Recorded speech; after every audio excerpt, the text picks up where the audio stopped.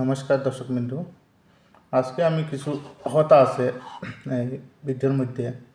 কথা হইল কি, প্রায় সময় দেখা যায় সোশ্যাল মিডিয়ার মধ্যে আপডেট হয় খালি হিন্দু মুসলিম আর রাজনীতিক চলে, বিজেপি পালা নেই কংগ্রেস পালা নেই বিজেপি পালা, এই ধরনের মন্তব্য করে কি ফায়দা?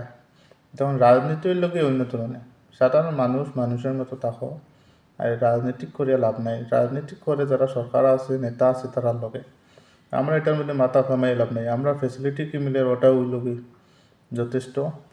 আর দেখতে দেখা যায় বিজেপি সরকারের উপরে অনেক ইনজাম, অনেক কিছু। বিজেপি সরকারে কিতা না করে। আজকে দেখো পিএমওয়াই পিএমওয়াই দেখতে গেলে লিস্ট যদি দেখো, খালি মুসলিম মানুষের লিস্ট পা হয়ে দেখো কত করোড় করোড় মানুষে ফাইরা গড়।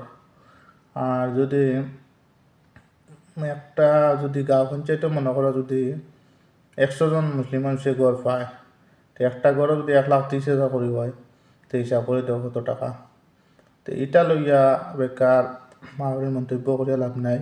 প্রায় সময় দেখা যায় বিপুল রায় হইয়া একটা ছেলে প্রায় সময় বিজেপি বাগাইব, বিজেপি হটাইব, হেমন্ত বিশ্বের হটাইব। এটা করে লাভ নাই ভাই। সুন্দর মতো কাজ কর, কীরকম খাইতে কীরকম চলতে ওটা দেখ।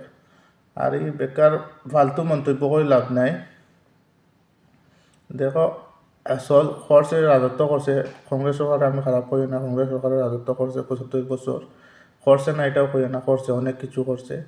এখন বিজেপি সরকার আইছে, বিজেপি সরকারের চান্স দেও, করতে দেও।